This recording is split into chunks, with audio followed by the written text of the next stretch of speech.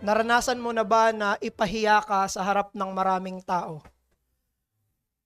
So some of you have, or many of us have already experienced that. Nung high school ako, naranasan ko na yan ng maraming beses. Nung nasa CAT ako, dahil ako yung corps commander during that time, at yung commandant namin na ex-Navy, dahil ako yung nasa taas, ako yung may pananagutan sa lahat ng mga platoons, maging sa mga leaders nila.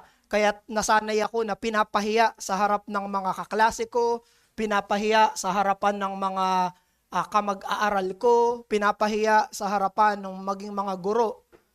Nasa harapan ito ng maraming tao. At iyan rin yung naranasan ni Apostol Pedro galing kay Apostol Pablo. Dito sa talata na babasahin natin, makikita natin may dalawang apostol kung saan yung isa ay ipinahiya yung isa. The Apostle Paul rebuked publicly to his face itong si Apostol Pedro. Pero tama ba yung ganitong klase ng pamamahiya? Were there times kung saan ang publikong pamamahiya ay tama sa harapan ng salita ng Panginoon? At yan ang tutunghayan natin ngayong umaga sa pangangaral natin sa continuous preaching natin sa Book of Galatians. Kaya tumayo tayo, basahin natin ang ating text kung saan makikita natin yung event na yon. Galatians chapter 2. Galatians chapter 2 verses 10 until 14. Galatians chapter 2 11, hindi 10. Verse 11 until 14. This is the word of the Lord. But when Cephas came to Antioch, yung I dito ay si Pablo, I opposed him to his face because he stood condemned. For before certain men came from James, he was eating with the Gentiles.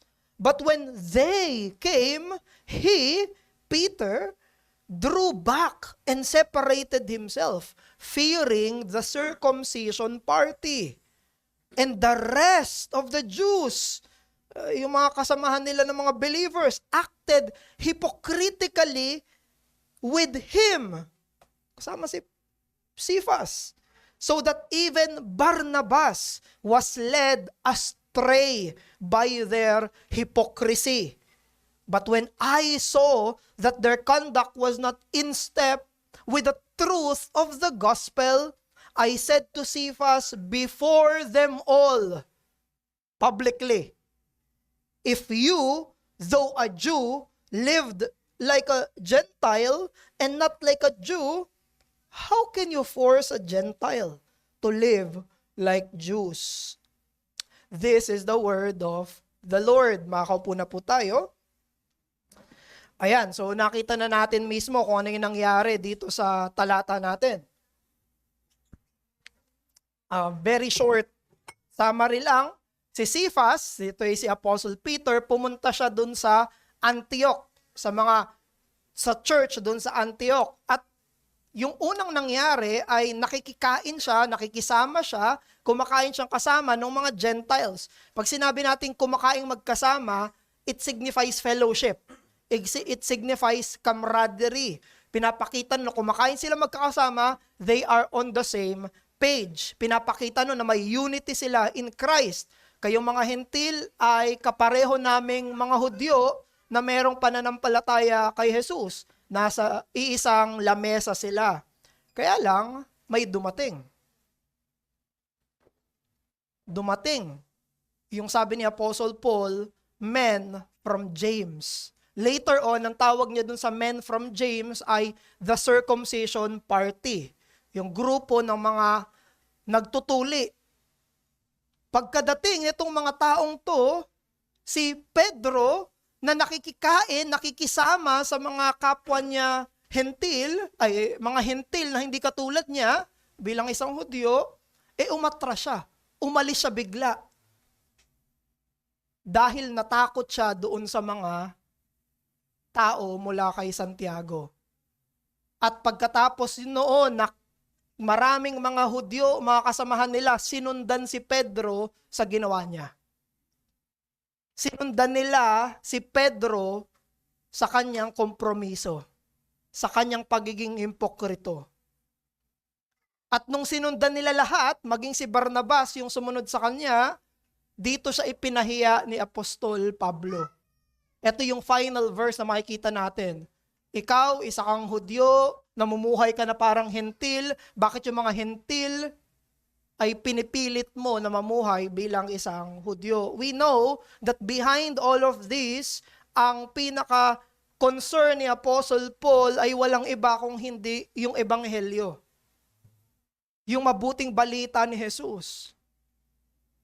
Na itong mga Judaizers, itong mga kalaban dito sa aklat na sinusulat niya ay nagtuturo na kailangan para maging mananampalataya ka, kailangan para maging Kristiyano ka, ituli ka muna. Ngayon si Apostle Peter ay umaarte, kumikilos na parang yung mga hentil ay kailangang ituli muna bago siya makipag-fellowship sa kanila. Ito yung last sermon natin. Doon sa chapter 2 verse 1 hanggang 10 na sinasabi nitong mga Hudyo na to, nitong mga false brethren na to, kailangan maging katulad ka namin para may fellowship kami sa inyo. Kailangan tuliin ka muna para may fellowship kami sa iyo. Ang pinaka-center nun ay hindi sapat si Christ. Sinasabi nila, hindi si Kristo yung pagkakaisa natin, ang pagkakaisa natin ay ang lumang tipang seremonya ng pagtutuli. Hindi na si Christ yung center ng fellowship nila. Now, nag-agree dito si Peter. Sabi ni Peter kay Paul doon sa verses 1 to 10, we agree. We are justified by faith, not by the works of the law. Works of the law, ceremonial law. Pero yung inaasta ni Pedro dito sa pagkakataon na to ay parang iba dun sa sinasabi niya. Sabi niya, hindi ang unity natin hindi sa ceremonial Old Testament. Ang unity natin in Christ. Tapos ngayon, may mga dumating na mga false brethren, may mga dumating na mga false teachers, natakot ba naman doon sa mga false teachers na yon? So ang issue nito ay mga kilos o gawa o pamumuhay na hindi consistent doon sa gospel. Ikumpara nyo to kay Pablo. Si Pablo, ni minsan hindi siya nagpa-pressure dito sa mga false teachers na to. Pinipilit nila na ituliin si Titus previously. Sabi niya, ni minsan hindi kami nagpa-pressure. Bakit kami magpapa-pressure hindi mananampalataya yan? Ba't kami magpapa-pressure false teachers yung mga yan? Bakit ako kakabahan? Bakit ako matatakot sa sasabihin nila na mga hindi nagtuturo ng tamang ebanghelyo? Pero si Pedro nagkompromiso. Si Pedro ay nadala. At isa sa mga mas matimbang pa na dahilan kung bakit ginawa to ni Pablo ay dahil si Pedro ay may posisyon. Si Pedro ay isa sa mga pinaka-influential apostles. Previously sinabi si Peter, James at John. Si Pedro ay hindi basta-bastang karaniwang mananampalataya. Siya ay apostol. Siya ay sinusundan. May mga nakatingin sa kanya. Merong mga sumusunod sa yapak niya. Merong mga nasa likod ni Apostol Pedro. Kaya nung tinama siya ni Pablo, tinama siya ng merong pagiging publiko dahil marami ang sumusunod sa kanya. All the more na mas kailangan siyang i-rebuke publicly because he was one of the most influential sa kanilang panahon. Napaka-dangerous nung ginawa ni Pedro dahil marami yung sumusunod sa yapak niya. Bakit ginawa to ni Pablo? Para sabihin sa mga sinusulatan niya sa Galatians na mali yung gospel na consistent doon. Para sabihin na kahit anong hint, kahit anong lasa, kahit anong kaunting flavor na nag-a-agree sa false gospel ay peligroso. Yun ang dahilan kung bakit sinama to ni Pablo sa sulat niya. Bakit itinuloy niya from verse 10. Sinama niya itong narrative na to, sinama niya itong experience na to para ipakita kahit sino ka pa. Kung yung kilos mo at gawa mo, may posisyon ka pa, isa ka bang leader, sinusundan ka ba ng marami, kung yung ginagawa mo ay kompromiso sa ebanghelyo, yan ay napaka-peligroso. This is a well-deserved rebuke. Ito ay karapat-dapat na pagtatama. No matter what the reason, the effect is grave. Ano man dahilan ni Pedro, bakit siya umatras? Ano man ang dahilan ni Pedro kung bakit siya nagkompromiso, yung epekto ng kompromiso niya ay napaka-peligroso. Kaya't ito yung mensahe natin mula dito sa verse 11 hanggang verse 14. Walang anumang dahilan ang makatarungan sa mapanirang epekto ng pagkompromiso sa ebanghelyo. Walang kahit anong dahilan ang matimbang para sa mapanirang epekto ng kompromiso. No cause is worth the devastating effect of compromising the gospel. Ano man yung dahil ni Pedro, bakit niya ginawa yun? Hindi nun kayang pantayan yung damage, yung harm na dinulot nun doon sa mga nakapaligid sa kanya. Kaya titignan natin dito sa pangangaral na to yung dalawang katotohanan. Una, yung epekto ng kompromiso, at pangalawa, yung dahilan nung tukso. The effect of the compromise and the source of temptation. Ano yung effect ng compromise? Ano yung source kung bakit siya nag-compromise? So tignan natin. Una, sa effect nung compromise na yon. Ang mga pinuno, maging sa mga churches, ay pwedeng magkamali sa kanilang pamumuhay. At pwede silang itama sa kanilang mga ginagawa. Ang mga pinuno sa iglesia ay hindi, contrary to what others might say, hindi sila untouchable. Hindi sila incorrectible. Dahil nakita natin dito si Apostol Pedro. Si Apostol Pedro na, tinuturing na pinuno maging sa mga apostol, ay tinama ni Apostol Pablo. Pero alalahanin natin, yung problema ni Pedro ay hindi doctrinal. Yung correction sa kanya ni Paul ay hindi doctrinal. They agree in doctrine. Nag-a-agree sila mismo doon sa tinuturo nila sa ebanghelyo. Paul was given the right hand of fellowship sa previous verses. Pero ang problema ni Pedro ay yung practice. Ang problema niya ay yung buhay o aksyon na nagkokompromiso sa sinasabi niya at pinapangaral niya na ebanghelyo. At ano yung dulot nun? Ano yung epekto nun? Si Pedro ay sinundan ng marami. Tignan nyo mismo yan sa verse 12. Tignan nyo verse 12. For before certain men came from James, he, Peter, was eating with the Gentiles. But when they came, he drew back, separating himself, fearing the circumcision party. 13. And the rest of the Jews acted hypocritically along with him. Ibig sabihin, lahat sumunod sa kanya. Sinundan siya.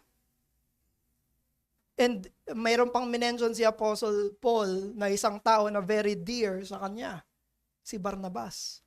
Sabi niya, so that even Barnabas was led astray by their hypocrisy. Si Barnabas na palagi niyang kasama sa pagtuturo ng ebanghelyo ng biyaya. Si Barnabas na kapartner niya sa mission. Si Barnabas na naninindigan doon sa ebanghelyo, maging siya natangay doon sa ginagawa ni Apostol Pedro. Kaya't kapag kinokompromiso natin yung ebanghelyo, nag-aalinlangan yung mga kapwa natin mananampalataya sa tunay na ebanghelyo. At sumusunod sila sa ating hipokrisiya. Yan yung nangyayari, yan yung epekto.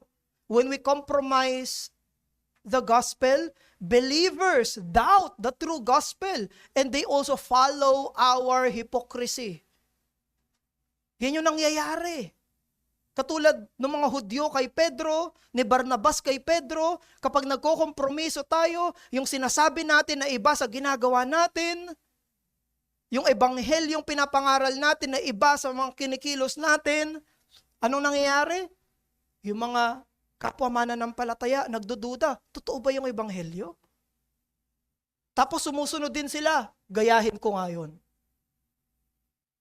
May sariling pag-iisip itong mga to. May sariling pananampalataya itong mga to, maging si Barnabas. Pero nung may isa na influential ay nagkompromiso, nagsunuran sila doon sa nagkompromiso. Kaya napaka peligroso ng kompromiso sa ebanghelyo. Kaya alam nyo ba na ang nominal Christianity ay mas dangerous kesa sa opposition sa Christianity. Mas mapanira ang epekto ng isang Kristyanismo na hindi totoo, na wala lang. Nominalism. Kristiyano sa pangalan lang.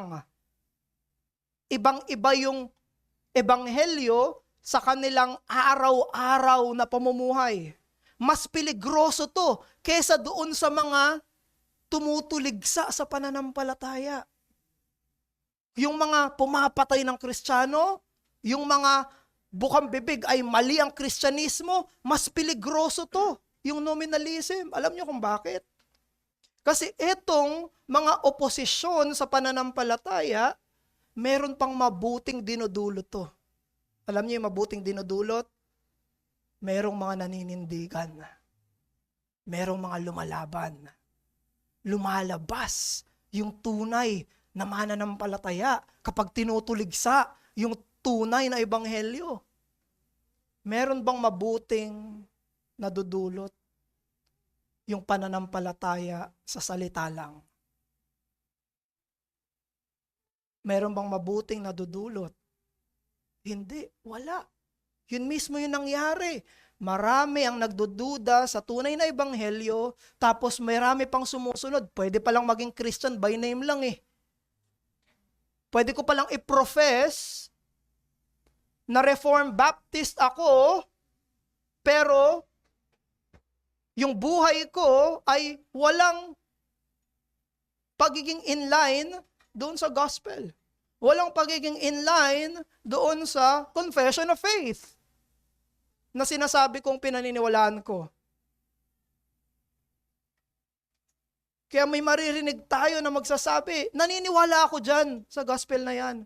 Naniniwala ako dyan sa position na yan. Naniniwala ako dyan sa pananampalataya na yan.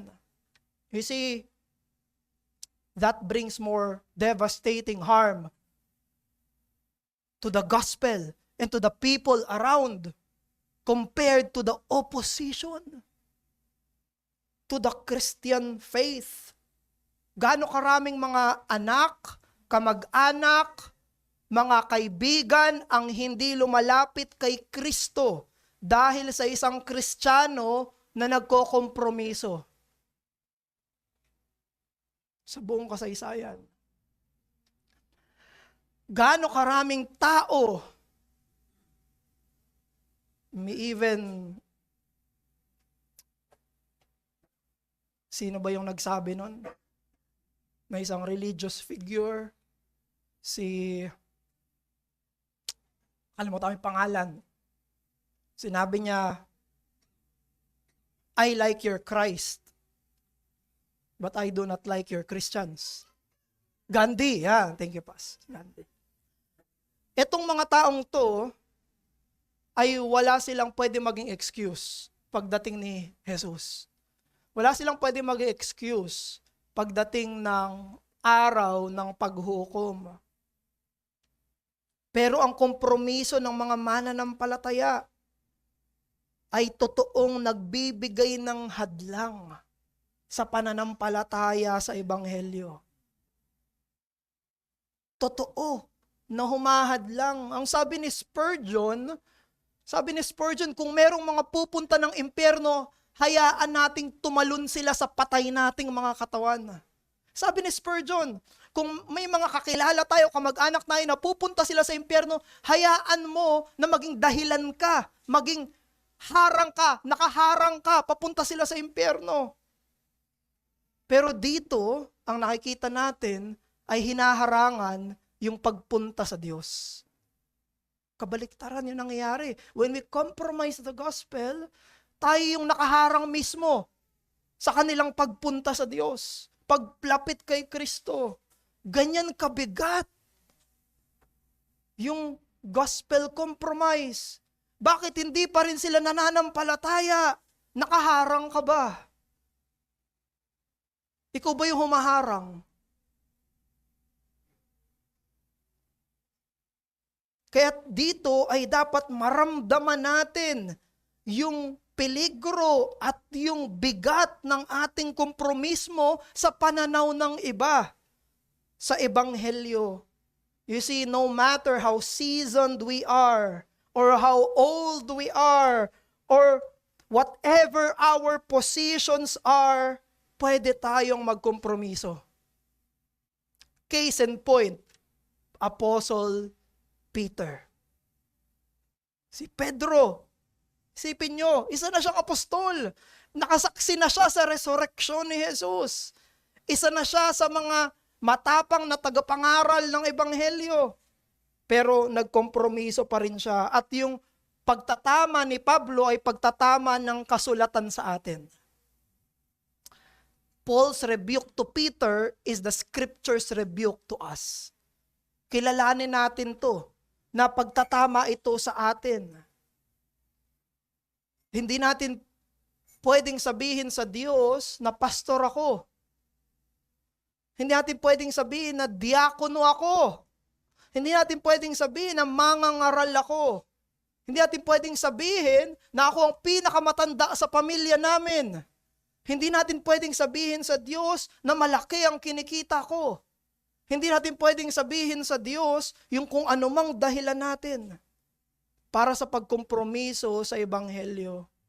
Ano man yung kinatatayuan natin, tayo ay pwedeng magkompromiso sa Ebanghelyo. Kaya buksan natin yung mata natin sa epekto nito.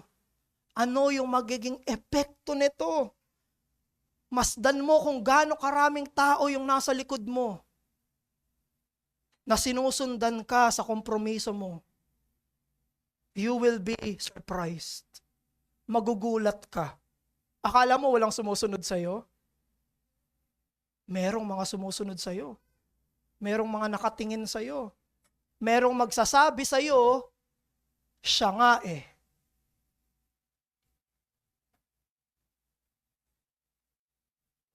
May mga tao na gagawin kang dahilan para hindi sila maniwala sa Ebanghelyo. Para mamuhay sila na parang walang Kristo. Magugulat ka. Magugulat ka. Kaya't buksan natin yung mata natin dito and let us feel the harm and the gravity of our compromise. Pero paano ba tumugon si Pedro kay Pablo? Alam niyo, wala yan sa text natin eh. Wala sa, pinutol na agad ni Apostle Paul. Ano bang naging reaction ni Peter after siya i-rebuke? Anong nangyari kay Peter pagkatapos siyang itama ni Apostle Paul? We do not know here, but we know in another text. 2 Peter chapter 3, verse 15 to 16. Dito sa 2 Peter, sulat ni Apostle Peter, sabi niya doon sa 2 Peter 3:15 to 16, sabi niya doon, My dear brother Paul, minamahal na kapatid na Pablo, yung mga sinulat niya ay kasulatan. Imagine that. Tinama siya ni Pablo, nirebuke siya publicly ni Pablo, pero sabi niya, pinakamamahal na kapatid na Pablo. Sabi ni Peter pa, hindi ko nga maintindihan yung iba niyang writings eh. Mahirap intindihin. Pero kasulatan, yung sulat niya. Sabi ni Apostle Paul sa Galatians 4:16, Have I now become your enemy by telling you the truth? Yan yung sabi niya sa Galatians. Tinuturing niyo ba akong kaaway kasi sinasabi ko totoo? Now, alam niyo, hindi to nangyari kay Pedro. Hindi tinuring na kaaway ni Pedro si Pablo dahil sinabi niya yung totoo. Kabaliktaran. Ang nakita natin kay Pedro ay mapagpakumbaba na pagtanggap, mapagsising puso, at mapagpakumbaba sa kanyang sarili. Hindi niya sinabi, apostol ako. Apostol ako, hindi ako yuyuko. Apostol ako, hindi ako magre-repent. Hindi ganon yung sinabi ni Apostle Peter. Kaya't nakita natin dito sa actions ni Peter na merong totoong compromise, merong totoo na peligro na dinulot siya, at nakita niya totoong maraming mga sumusunod sa kanya. Kaya tinanggap niya yung pagtatama. Ganon din tayo. Tanggapin natin yung pagtatama katulad ni Pedro na tumanggap ng pagtatama. Let us receive the correction for our compromise. Now, bago tayo pumunta sa second point, bakit ba nagko-compromise yung mga Christians sa kanilang faith? Alam nyo, isa sa mga dahilan na sinasabi ng mga mananampalataya ay for evangelistic purpose. Magko-compromise ako para madala ko sila sa faith. Ayan yung sinasabi. Ito yung naging topic ni Paul nung Wednesday. Unequal yoking. Dinadahilan pa yung gospel. Dinadahilan pa yung evangelism. Sinasabi, hindi, makikipag-relasyon ako sa hindi mananampalataya para madala ko siya sa pananampalataya. Aba, ang virtuous ng motive, no? Meron din ang mga mananampalataya na sinasabi, hindi ako maglo-Lord's Day para ma-spend ko yung time ko sa family ko para madala ko rin sila sa faith. Aba, virtuous din yung dahilan. Madadala ko sila sa pananampalataya sa pamamagitan ng compromise. Pero alam nyo, madalas hindi totoo yun. Madalas hindi nangyayari yun. Kasi yung epekto ng kompromiso ay mas mabigat kaysa sa kahit anong motibo. At eto pa, yung dahilan ay hindi madalas tama. Yung makikita natin dito na reason, makikita natin na dahilan kung bakit nag-compromise si Peter, hindi virtuous. Ano ba yung dahilan kung bakit nag-compromise si Peter? Ba't siya nag-compromise dito? Number 2, the source of the temptation. Ang pinakadahilan kung bakit nag-compromiso si Pedro ay dahil takot siya. That's it. Plain and simple. Takot siya. Meron siya mga tao na kinatatakutan. Yung word na ginamit dito, fearing them, doon sa verse 12, ay yung parehong salita na ginamit sa Matthew 14:30. Matthew 14:30. when Peter walked on water toward Jesus, but seeing the wind, becomes afraid. Yun yung salitang parang ginamit, and began to sink. Si Pedro na natakot sa bagyo. Si Pedro na natakot sa tao, kaya niya dinenay si Jesus ng 3 beses, ay yung parehong Pedrong natakot dito sa mga tao. Pero gusto kong tignan niyo yung progress ni Apostle Peter. Yes, bago namatay si Jesus, we find Peter fearing people. Totoo yun. Diba, natakot siya sa bagyo, lumubog siya, natakot siya dun sa slave girl pa nga eh. Aliping babae. Sabi kay Pedro, hindi ba isa ka sa disipulo? 3 beses, tinakwil niya si Jesus. Takot siya doon. Pero alam niyo, nung nabuhay na muli yung Panginoong Jesus, makikita natin si Pedro na walang takot. Isa siya doon sa aklat ng mga gawa na nagsasabi, we would rather obey God than men. Si Pedro yung malakas yung loob na nagsabi, susundin namin ang Diyos kaysa sa tao. Bugbugin nyo kami, alipustahin nyo kami, saktan nyo kami, susundin namin ang Diyos. We see a raging, bold Peter. And then, ngayon, si Pedro ay natakot na naman. Bumaliktad na bahag na naman yung buntot niya. Tumiklop na naman si Pedro. Kaya, pwede nating makita to na indwelling sin ni Peter, no? Isa ito sa indwelling sin niya. Isa ito sa kasalanang pinaglalabanan niya. Kasalanan na takot siya sa sasabihin ng iba. Kasalanan na gusto niyang i-please yung iba. Kasalanan na maging yung ebanghelyo ay natatalikuran niya kasi takot siya sa sasabihin ng iba. Ay, baka kung anong sabihin nila sa akin. At alam nyo, yung salitang ginamit doon, yun ay phobio. Phobio. Dito nakuha yung psychological word ngayon na phobia. Of course, sa panahon nila, yung phobia na yun ay totoong takot. It's a fear. Pag ginamit ng yung word na psychological word na phobia, that is an irrational fear. Hindi tamang takot. Hindi dapat matakot, pero natatakot. Yun na yung phobia. Pero somehow, ganun yung nangyari kay Peter eh. Ganun yung nangyari sa kanya. Hindi naman siya dapat matakot dyan sa mga Jews. Mga false teachers na yan. By the way, gusto ko ipaalala ulit na sinabi doon sa text natin that these people came from James, pero hindi sinabi na utos to ni Santiago.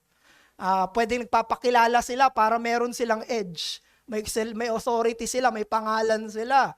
Pero hindi ito utos ni Santiago. Hindi ito James versus Paul at nasa gitna si Peter. No, alisin natin sa isip natin yan.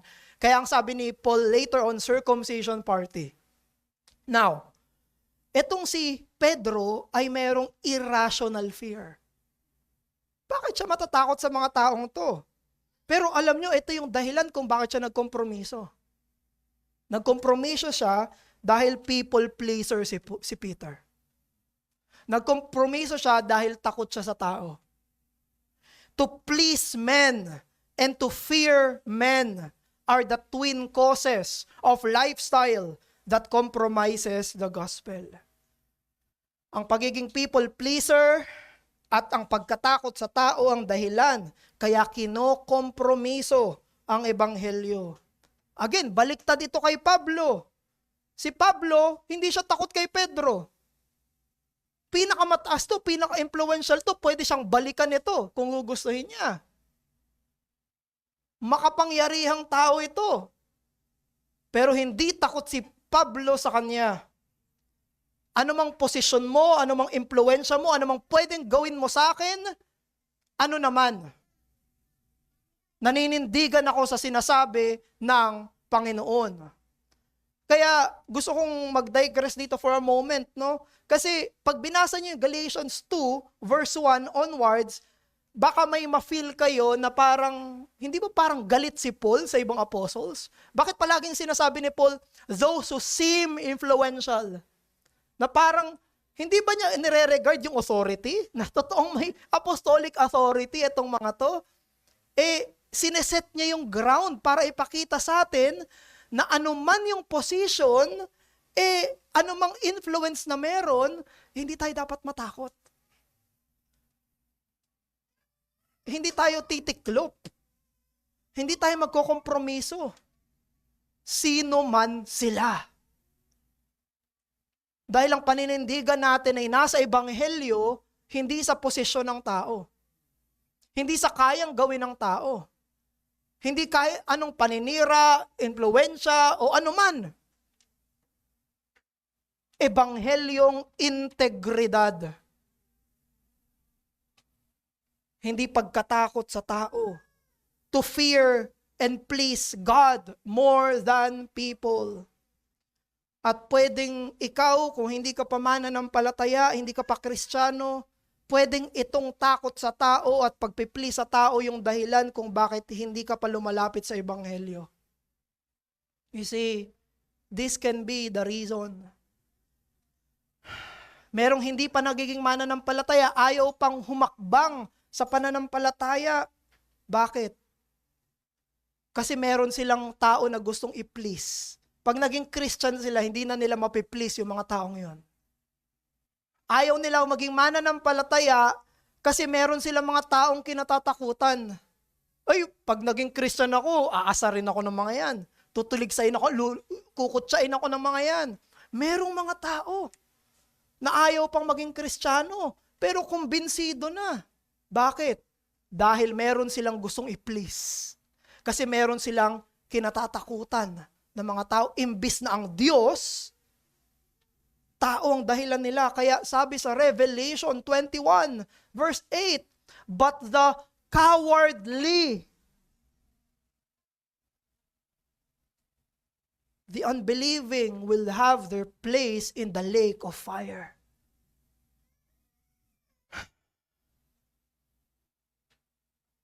Sino yung pupunta sa impyerno? Yung mga naduduwag. Duwag sila sa harapan ng tao. May kinatatakutan sila ng mga tao.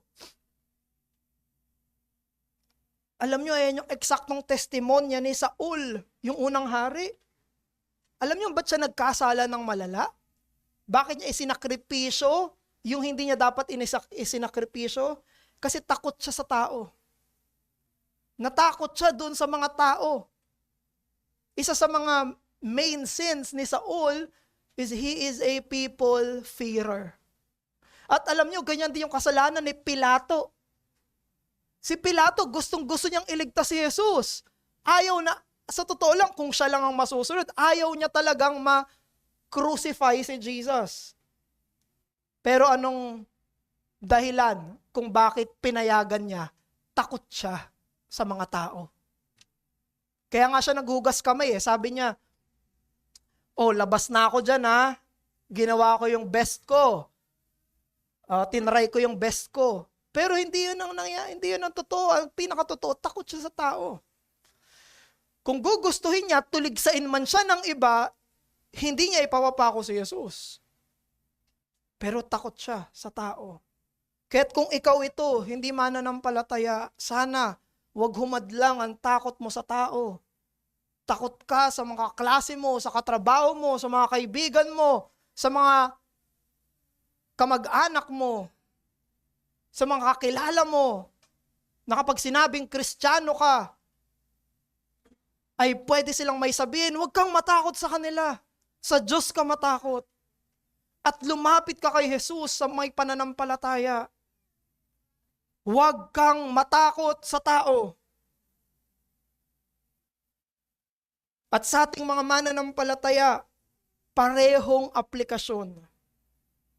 pero ebanghelyong aplikasyon. Tumingin ka kay Jesus para mapatay mo ang iyong pagiging people pleaser. Tumingin ka kay Jesus nang may pananalig para hindi ka matakot sa mga tao. Matapang ka ba sa mali? Matapang ka ba sa kasalanan? Matigas ba ang dibdib mo pagdating sa kasalanan? Pero duwag ka ba pagdating sa biblikal at sa katotohanan? You're ready to fight when it comes to sin. Pero yung buntot mo nakatago kapag dating sa katotohanan at pagdating sa biblikal. Mga kapatid, huwag kang tumiklop sa harapan ng sinuman. Huwag kang tumiklop sa harapan ng sinuman. Patayin natin ang kaduwagan. Alam nyo, ang kamilyo, yung chameleon, kilala natin yan sa Tagalog bilang unyango. Nagpapalit-palit siya ng kulay. Kung nasan siya, magiging kakulay siya nung lugar na meron siya. Pero alam niyo kung bakit siya nagpapalit ng kulay? Pag nafe-feel niya na in danger siya. Pag nararamdaman niya na, naku, baka mayroon ditong dadagit sa akin, mayroong lalaban sa akin, pwedeng mayroong makasama sa kanya. Nagpapalit siya ng kulay bilang isang defense mechanism. Nagpapalit siya ng kulay para hindi siya mapatay, basically. At tayong mga mananampalataya ay hindi dapat papalit-palit ng kulay. Nasan man tayo, iisa dapat ang kulay natin. Peligro man ang kahinatnan natin. Ano mang kasamaan ang gawin sa atin, hindi tayo dapat magpalit ng kulay. At ang kulay natin ay kulay ebanghelyo. Kulay Kristo. Amoy ebanghelyo. Ano man yung peligro, dumating man yung mga Judaizers na yan, so what? Ano man yung sabihin nila sa pagiging mananampalataya mo, so what? Tuligsain ka man nila, siraan ka man nila, awayin ka man nila, ipapatay man nila ang mga katawan natin. So what? Maninindigan tayo sa ebanghelyo to fear God and to please God more than any man. At para mapatay natin to, kailangan nating tignan si Jesus. Si Jesus na hindi nagkompromiso ni isang beses. Si Jesus na buong buhay niya ay nanindigan para saan? Sa kaligtasan natin. Isipin niyo yun, hanggang dulo ng buhay ni Jesus, hanggang doon sa krus ng Kalbaryo. Hindi siya tumiklop. Hindi siya natakot sa mga Pariseo. Pamilya niya na yung tumutiligsa sa kanya. Hindi siya tumiklop. Mga religious authorities yung kaharap niya. Hindi siya tumiklop. Mga civil authorities yung humarap sa kanya. Hindi siya tumiklop. 3 institusyon. Pamilya, iglesia, sinagog pa nun, saka government, 3 institusyon, hindi tumiklop si Jesus. Nanindigan siya sa ebanghelyo. Para saan? Para sa kaligtasan natin. Para tubusin yung kasalanan natin. In-endure ni Jesus yung rejection ng lahat ng to. Isipin niyo yun, he was rejected by his own family. He was rejected by the religious authorities. He was rejected even by the civil authorities. Tiniis niya yung lahat ng yun. Para saan? Kaligtasan natin. Kaya't si Kristo ang lakas natin. Kapag tinitignan natin siya, doon tayo magkakaroon ng lakas at katapangan para manindigan sa ebanghelyo. Sino ang kinatatakutan mo? Higit sa Diyos. Meron bang mga parte ng buhay mo na prone sa compromise? Tumingin ka kay Jesus, magtiwala ka sa kanyang kasapatan at manindigan ka sa likod ng anino ni Jesus. Huwag kang sumunod sa anino ng mga nagkokompromiso. Sino yan? Sino yung sinusundan mo na nagkokompromiso? Ikaw ba yung tao na nagsasabi, si brother nga nagko-compromise, sundan ko siya. Follow Christ. Follow Jesus Christ. Hindi nagkompromiso kailanman. Huwag mong gawing dahilan yung iba. Gawin mong dahilan si Jesus. Huwag mong gawing dahilan yung iba sa kaduwagan mo. Gawin mong dahilan si Jesus para sa integridad ng pananampalataya mo. Si Martin Luther, sa Diet of Worms, ito yung mismong ginawa niya. Isang monghe sa harap ng napakaraming mga otoridad, isang salita niya lang, pwede na siyang ipapatay. Baliktarin mo yung sinulat mo. Anong sinabi ni Martin Luther? Alam niyo, natakot siya. Sabi niya, pwede bang bukas na ako sumagot? Yan si Luther, sumagot siya the day after. Kinagabihan, dasal siya ng dasal sa Panginoon. Bakit? Totoo, maging ang matapang na reformador na to ay merong parang takot. Kinakabahan pa rin siya. Pwede pa rin siyang tumalikod.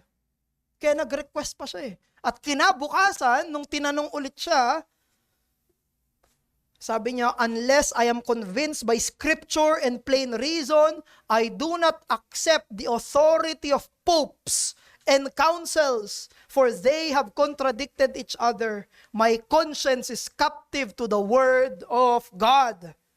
I cannot and will not recant. Here I stand. I can do no other. God help me. Hindi siya tumiklop. Tumingin siya kay Jesus. Nasa likod siya ng anino ng kanyang tagapagligtas. Kapag ang isang tao, ang pinaka-concern niya ay ang i-please ang Diyos, may pakialam pa ba sa opinion ng iba tungkol sa kanya? Kung ang isang tao ay may takot sa Diyos, meron pa ba siyang ibang katatakutan?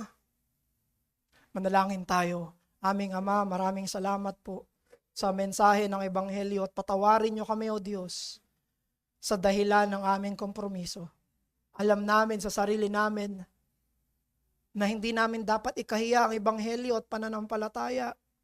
Pero O Diyos, ikaw ay karapat-dapat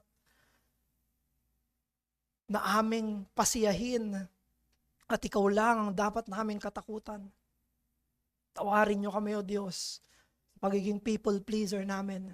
Patawarin niyo kami, O Diyos, sa pagiging people fearer namin. Tulungan niyo kami, O Diyos, sa makita ang epekto ng kompromisong ito at sa lahat ng ito'y makita namin si Jesus bilang pinakatuktok na dapat naming sundan kaysa sa mga tao na pumapalya. Ikaw, O Diyos, ang kumilos sa puso namin para kami humakbang ng may katapangan. Pinupuri ka namin sa pangalan ni Jesus. Amen.